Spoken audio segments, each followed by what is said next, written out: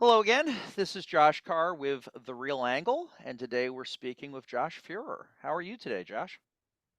Good, Josh. Good to see you as Good, always. Hey, good. Good to see you too. Good to see you too. yeah, The people out there on the internet don't know. We got to chat a little bit before. There's always the technical setting up part of any one of these calls, which is good. So today we're going to talk about you. We're going to talk about Bedrock Detroit. We're going to talk about all kinds of other stuff. We met a while ago when I came out to Detroit, which was fun. Detroit's a great city for those of you who haven't been there. So let's start with the basics. You work for Bedrock Detroit. Their web address, I always like to tell everyone the web address because everyone lives on the internet. That's just bedrockdetroit.com. So what do you do there? that's it. I am the VP of development. So I lead a 14-person development team on all of the development projects that we have going in Detroit. Cool. And let's talk a little bit about scale because I think a lot of people don't appreciate what you guys are doing. Um, how many buildings do you think you own right now in Detroit, if you had to guess? 120. And any development sites mixed in there? Oh, yes. Yeah, there's definitely development sites. So just to give some context, Bedrock Please. Detroit is owned by Dan Gilbert. Dan Gilbert is the billionaire founder of Rocket Mortgage, owner of the Cleveland Cavaliers, and about 100 other companies. Dan's mission and the thing that I think he really wants to be known for when it's all said and done, when he hangs up his proverbial sneakers, so to speak, is he really wants to be known as one of the catalyzing forces that have brought Detroit and Cleveland, where we also have a pretty big footprint, back to their rightful places as modern 21st century world class cities. And as you know, as a lot of people know, both of those cities have had a lot of struggles over the last 10, 20, 30, 40 years. Sure. Detroit was the largest municipal bankruptcy in American history about 11 years ago. Yep. And so Dan has taken it upon himself to inject energy and investment dollars into downtown Detroit and areas nearby to really revitalize the city and bring it back to life. It was a city really on the brink of a catastrophic decline.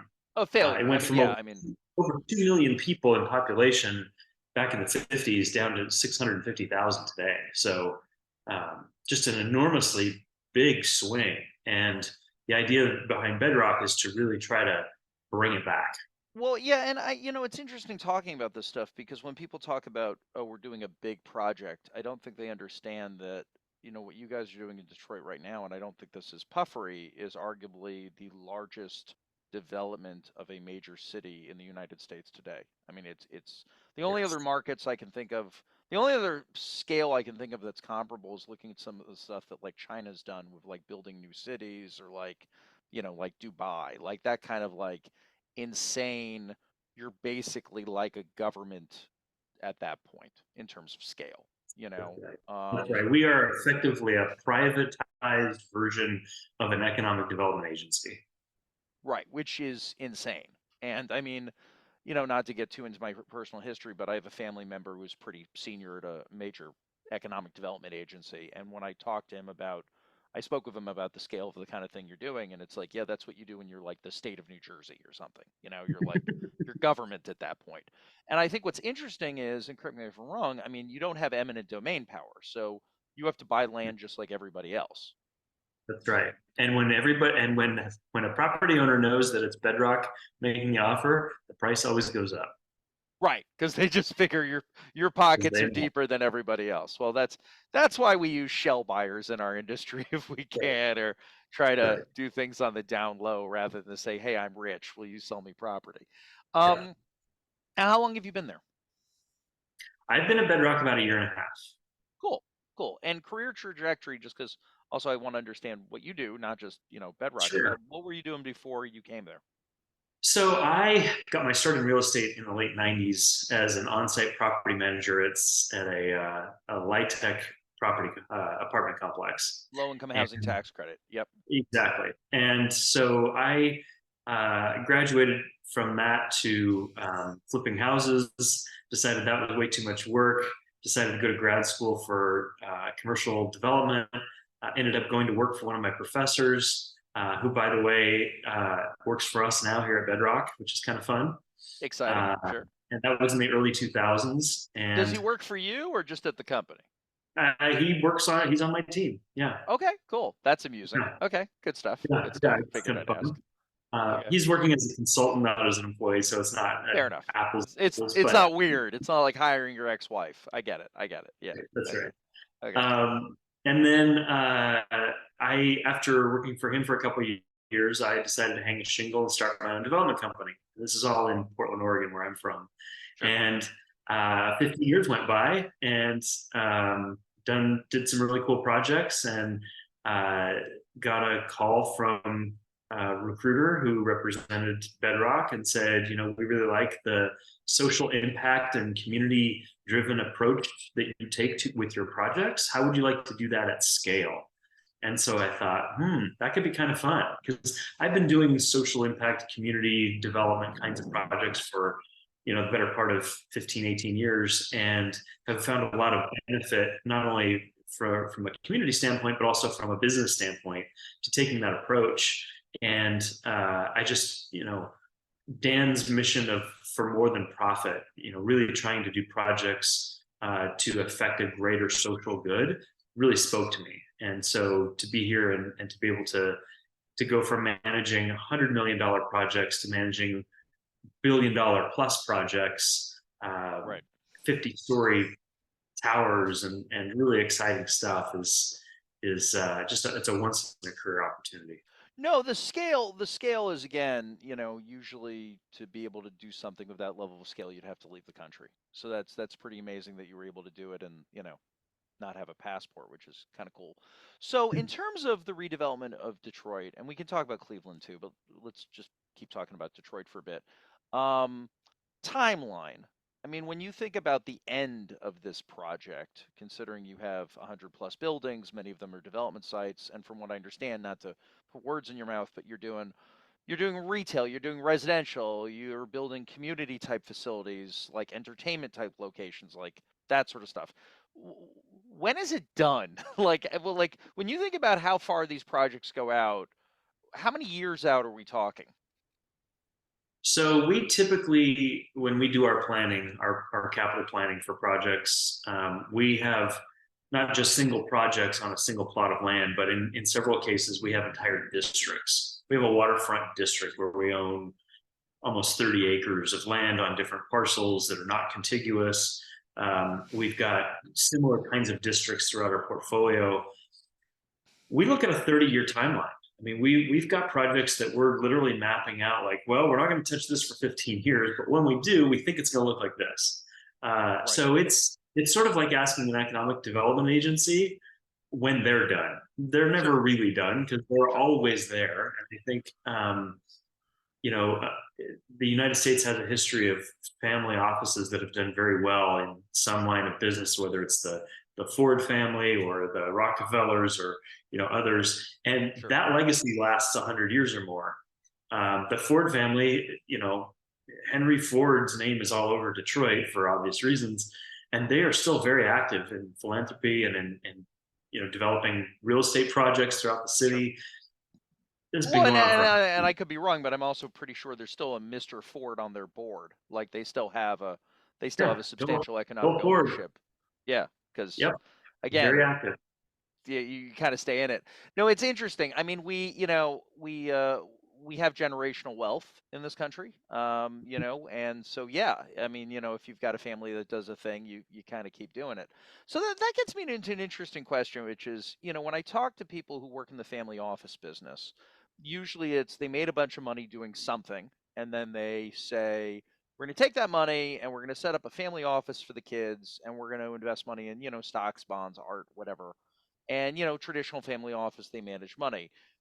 I think what's interesting, I guess here's my question, and maybe it's a philosophical question. Is Bedrock Detroit a family office hiding or pretending that it's a development company, or is it a development company which is a family? You see what I'm saying? Like it Do. it's a wealthy man, you know, Great, America, all about capitalism. That's great. He's now deployed all this money into a city that he obviously cares for because, you could do a lot of things with your money. Is it a Yep. family office, I guess? So there is a family office that serves as the hub of the wheel for Okay. all of the other businesses, of which Bedrock is just one. Right. So Okay. Bedrock is the real estate arm of the family office, Sure. but they are in fact two distinct entities. They're Okay. interrelated, obviously, but they're distinct entities, one from another. In fact, I'll give you an example. We have a project we're doing right now. I can't really talk about the specifics of it, but Sure. we have a tenant that is basically backed by the family office, and we're treating them almost like a third party arm's length kind of transaction. So the family office and Bedrock are not commingled. They very much function as their own entities, even though they all roll up to the same family. And you do a market deal of them, and they pay whatever the terms are would be the same terms you'd have of any other third party, That's right. which is appropriate and reasonable because otherwise it just gets weird. Yeah. Yeah, and it's funny. I mean, I've definitely had interactions over the years with family offices where they don't observe that, and then the management suffers because you don't want to hire someone just because they share a last name with somebody that always ends badly. You want people to actually know what they're doing. Um, Cool. So let's talk a little bit more about the development. Actually, I want to shift gears just for a quick moment. So we talked a lot about Detroit, Cleveland, scale of that. Also, why Cleveland? And I'm not trying to beat up on Cleveland here by any means, Yeah. but Yeah. why Great, Cleveland? great question. Why Cleveland? Primarily because Dan owns the Cleveland Cavaliers, and they have a Reasonable enough. pretty big Sure. Why presence. not? Yeah, Sure.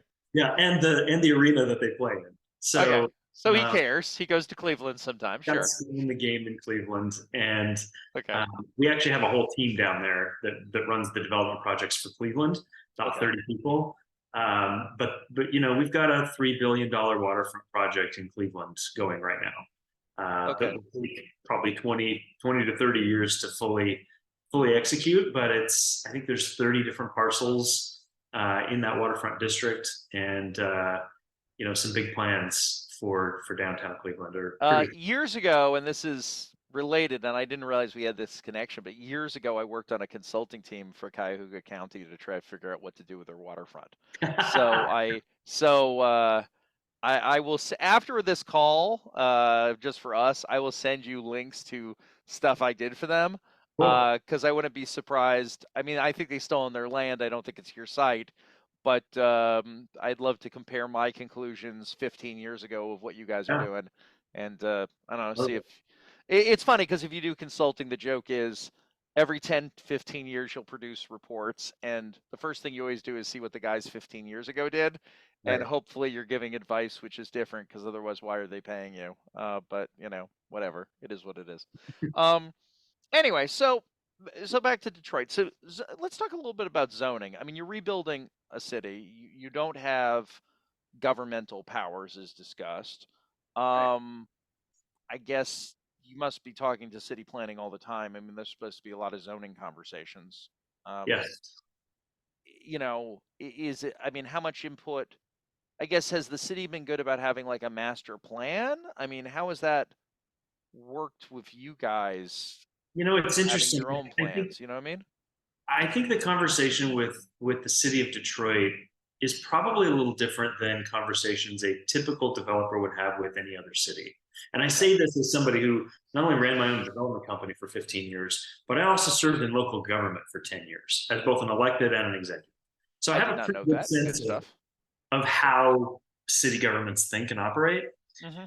I would say that the level of collaboration between not only Bedrock but other major developers in Detroit and the city of Detroit is exceptional.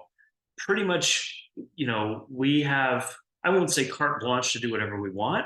Sure. There has to be checks and balances, as They're a right government. Yep. so, but we don't experience a lot of headwinds when it comes to bringing the city a plan. Like we bring them a master plan for a district. They're bought in because this is a city that desperately needs tax revenue, that Sure. desperately needs housing of all types across the spectrum of price points.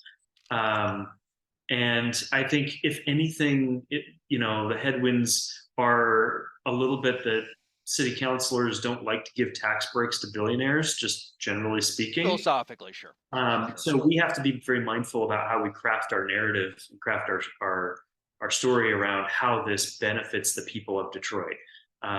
We go in for a tax break on a project.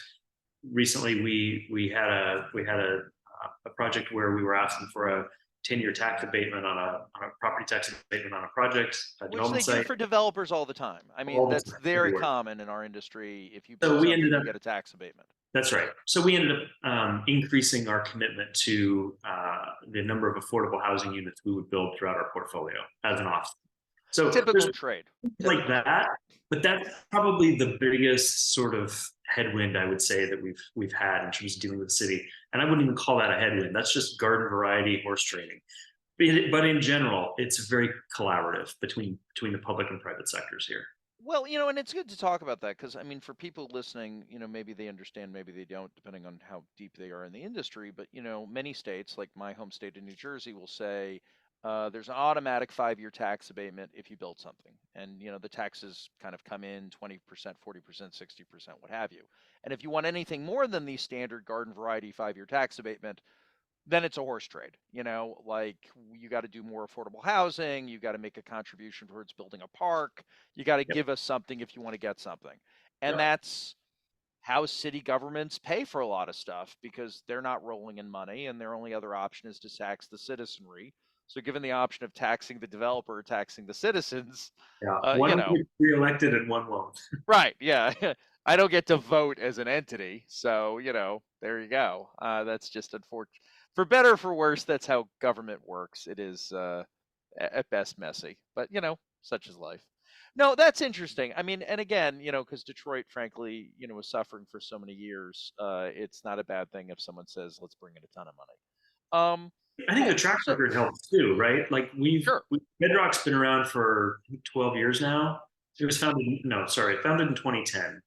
And the track record going in 12, 13 years time, going from 0 to 120 properties and $7 billion invested primarily in the downtown, buys you a lot of trust in terms of working with the public sector that we do what we say we're going to do. We do things for the right reasons. Sure. And we're here as a long-term investor. We're not some out-of-state entity that's going to come in, do one project, sell it off to an institutional buyer and then be gone. You'll never hear from us again. That's not what Bedrock is. And it's hard to overstate the value of being a local player. Yeah. And I've worked in different markets, and every market has its local players, and everybody is a foreigner somewhere, so to speak.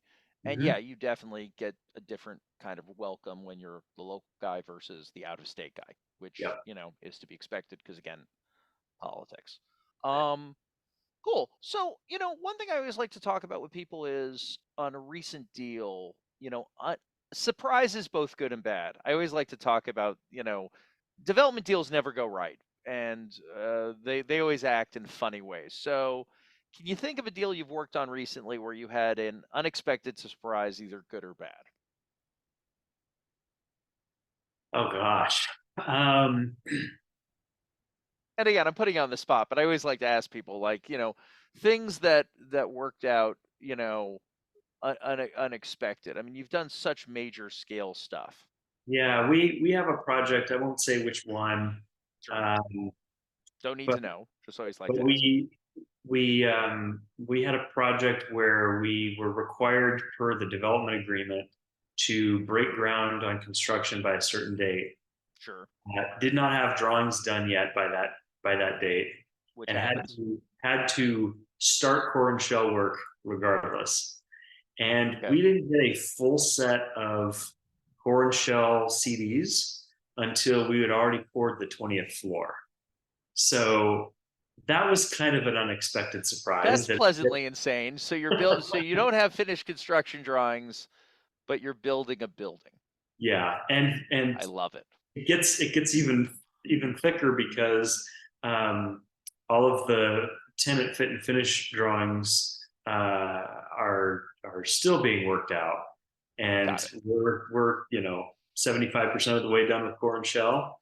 and when you think about like where penetrations need to go and where Sure. Yeah, the drawings, the drawings for I mean, you got your permits, you're building, it's legal, but like, this is yeah, if very much an example of flying the plane while you're building it. yeah, sure. I mean, if you need penetrations, I guess you just figure it out afterwards and drill some holes and Yeah. put some cabling through some holes. Yeah, that's not how you're supposed to build a building. That's Well, good. That's good. it's not as simple as just drilling a hole when you're talking about drilling through PT concrete deck, Well, because no, you I get that. can't. I'm not making light of it. I mean, but I'm saying, but the attitude at the end is you almost have to be a little cavalier about it to be like, well, we'll just have to figure it out because it's almost like you're retrofitting a new building at that point. Well, Yeah, that's why I love my team because they are so. I got a team of MacGyvers. Like they will figure out a way.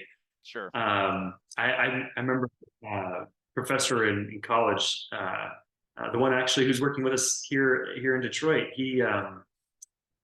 I remember him saying development is like a cross country drive. You can't start in Los Angeles and go to New York and wait for all the traffic lights to be green before you start. You have to Sure. start, know that there are going to be red lights, and deal with them when you get there.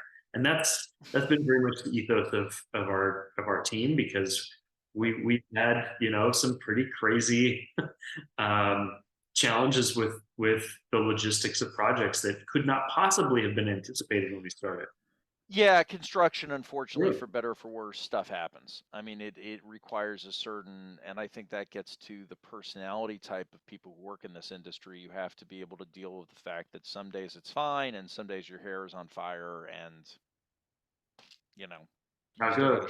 you still got to show up to work. Like that's it. You can't just peace out and be like, well, that's unpleasant. It's like, no, we're finishing this building come heck or You high can't water. improvise. So You got to figure it out. improvise. Figure it Yep. out. So a few other questions I wanted to run by you. So we've talked about what deals are good for your organization in terms of these you're doing all this stuff. Like what does what doesn't work for you guys at this point? I mean, you're a major developer. Like, is there a segment of development you've shied away from? Like certain developers will be like, I just don't do hotels, because they just don't want to be in the operational thing. Are there certain deals that on paper make sense, but not for you guys? Well, anything outside of Detroit and Cleveland, we won't touch, or at Sure, least but like we haven't. In Detroit, I mean, I There's imagine. there's not a product type we wouldn't consider. Sure, Right now, we have multifamily. We have single. We even have some single family.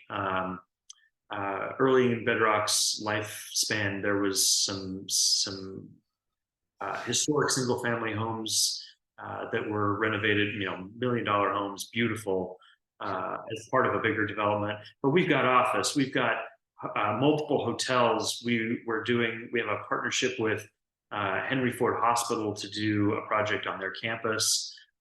We've got um, tons of food and beverage and retail and mixed use. Um, we're looking at a data center right now. We don't That's have any crazy. student housing, but only because the opportunity hasn't presented itself You yet. don't have what? I'm sorry. Student housing, Student housing. Sure, sure, sure, sure. um, but that could change. So there's really not a product type we won't consider. We've got enough in-house expertise, and Bedrock has 450 employees, or team members. So we've got a pretty strong team, and we're not shy about bringing on expertise, third party, if we need it.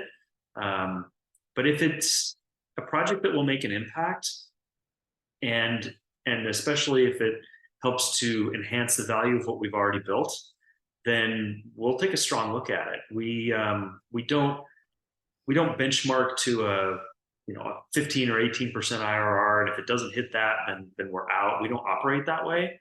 Sure. Um, Bedrock is unlike most, pretty much every development company I've ever seen in the wild, insofar as we make go no go decisions based on a very different set of criteria, and it's usually more around um, the benefit that we can create for the city of Detroit by blight reduction and Right. breathing new life into sites. So we'll do deals that generate a 2% cash on cash return. But it feeds other things, so then it's Other justifiable. things. That's right. Yeah. It's But more I'll, but I'll, listen. but I'll be candid. Like we aim for a 5% cash on cash and usually hit between 2.5 and 3.5. Like we're not doing this to make market rate returns. We're doing it to build a city that eventually, if we can demonstrate to the broader world that there's a good reason to be here, Right. people will typically pay more to be in a good place, Then it will lead to, yeah, yeah, yeah, and yeah. then it will lead to other developers starting to invest in Detroit. And that's really our benchmark for success is if we have done our job, it will result in other developers wanting to develop in Detroit, which we're all in favor of. Right, and then it's one hand washing the other, so to speak. That's No, right. it's interesting. I mean, it's funny because when you say that you guys have been in that market for, I think you said like 12 years, um, that's a long time. But when you're talking about timelines of 30 years from now, 12 years means you're really just laying the foundation right now more than anything else. That's You're right. not in your, so it's the yeah, that makes a lot of sense. So, broader economy, obviously interest rates have spiked. We're doing the recording as of November 2023, 10 years at 5%. Does this matter to you guys? I mean, like, because the rest of the real estate world's freaking out that treasuries are at 5. Yeah. Yeah, a lot of my friends watch the 10-year treasuries on a daily basis. And that's just not part of our day-to-day reality here because we do all of our projects with equity. It's basically Dan's cash. Right. So we're not bringing on, we've never done a deal with a construction loan on it. Only in the past year have we started looking at putting a modest amount of perm debt on our stabilized assets. Okay. But primarily, the way that the interest rates have impacted Bedrock are really not directly in terms of our ability to borrow, but more on the Rocket Mortgage side of things, because our resources all come from Rocket Mortgage. Interest rates go up, the mortgage market tanks. People refinance less. Sure, it's broader issues for the firm, but That's your right. day to day, if you don't have construction financing, We've no, fine. And if you put a perm or you don't put on a perm, okay, that would be affected by the rate, but you're still building either way. that's Yeah. right. No, you guys might be the only you might be the only person who can say that you're in real estate development and you're not watching the tenure because everybody else has been freaking the f out. Yes. But because Fully. we care about the market. So so as far as plans, we've talked about this timeline, which is by any other measurement insane. Um, for the team, I guess keep growing the team as needed. Like, what are your plans for the next couple of years? I mean, you've just got We're projects going on. we got projects going on. We're still hiring new team members. We've got another senior leader coming to join us, I think next week. We just Cool. hired a new VP of development who will work alongside me on the team, kind of take a little pressure off of me and help round out the team. So we're still hiring. We're still doing projects. We actually have a pretty robust and growing leasing portfolio. Like if you look at our leasing numbers across our portfolio, they've gone up every year. They've gone up this year relative to last year. So we're seeing a bit of a renaissance in Detroit, and Bedrock is really well positioned to be at the forefront of that. And when you've got a source of capital that is not market sensitive, it makes it a lot easier to get things done in a downturn. That's exciting. That's exciting. Well, look, this is all very good. I've definitely covered what I wanted to cover in terms of going through this, and I think it's been interesting to just talk about what you guys are doing in Detroit and to a lesser extent in Cleveland. Any closing thoughts? Anything we should have hit on that we didn't? I just people don't really understand what Detroit is today. And I'll be candid. Like when I came here a year and a half ago, I had never been to Detroit, but I had friends on the West Coast who left Detroit years Sure, ago, sure. um, and and and never really came back. And they told me horror stories about downtown Detroit is a war zone. The storefronts are all boarded up. It's a dying city, and certainly there's been a lot of documentaries of Detroit ruin porn out there. Um, and I watched a few of those before I came here, and I thought, oh boy, I know this is my life's work is rebuilding cities and injecting life in creating vibrancy in places, but this is rough. And I got Yeah, here stunned because it's not at all what I found. What I found was a really vibrant city with a downtown that you could eat off the sidewalks and not a single vacant storefront. I shouldn't say that absolutely, but the vast majority of storefronts have terrific little food and beverage outlets, and this is a really great place. And I don't think people recognize that because even 5 or 10 years ago, it wasn't that. People tell me if you were here 5 years ago, you wouldn't recognize it today. Well, yeah, I mean, I think I was, as we were talking, I was trying to pull something up because I was trying to confirm whether or not it was filmed there, and I was wrong. It was filmed in St. Louis. The movie Escape from New York. And I think when people think of the classic Kurt Russell film, which if you haven't seen Escape from New York, just turn this off right now and go see Escape from New York. It's brilliant. Um, but I think when people picture Detroit, they think about this sort of like post-apocalyptic wasteland that they're, you know, people in gas masks running around with machetes. I mean, they've got this image of this sort of Mad Max escape from New York type scenario. It's not. I mean, are there some blighted areas? Of course there are. Are there blighted areas in every major city? Yes, yes there are. I mean, there's a neighborhood which is challenged in every major city in America which has crime issues. So, I mean, it's not like Detroit's special in that way. Um, I will say, having gone to Detroit because of the work you guys are doing and the development that's going on, it is definitely patchy. I mean, it is definitely like you'll be in one area that's very nice, and then you go 3 blocks, and it drops off real quick because it's patchy, which is to be expected. And frankly, that's I think why you guys are doing what you're doing.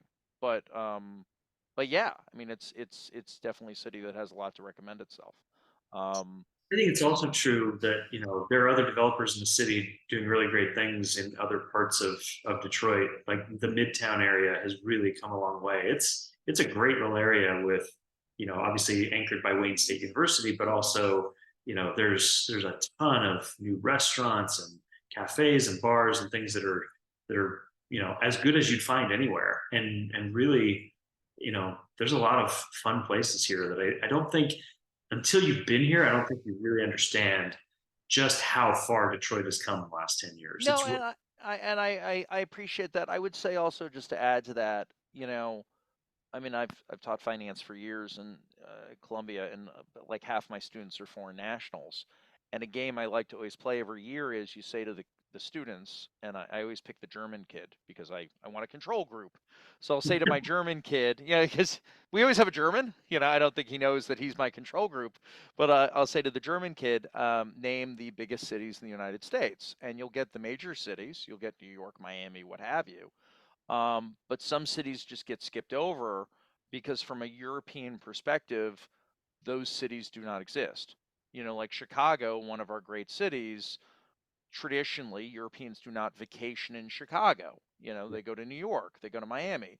In the same way, I don't think Europeans vacation in Detroit. That doesn't mean it's a bad city, it just means it's not in that media bubble of these are the good cities. And I think people just forget that we're a big country. There's a lot of diversity. And, just because it's not in the top 5 cities of size doesn't mean it's a bad place. Yeah, Um, and I say that as a New York native. So, I mean, I put my own biases aside and the biases of some of my compatriots. But so we'll talk. yeah. Well, I mean, Anyway, part of why I'm excited to have this conversation is because the world needs to know that there's a lot going on in Detroit. And I say that not as a Detroit honk who's lived my whole life here and is like all about Detroit. That's not me. I've been here a year and a half. right. So I'm very much a carpetbagger from the outside coming into to do something here, and I'm blown away by the progress that the city has made, and Sure. I think other people would be too if they knew about it. Hey, it's always the religious converts that are the craziest. So you're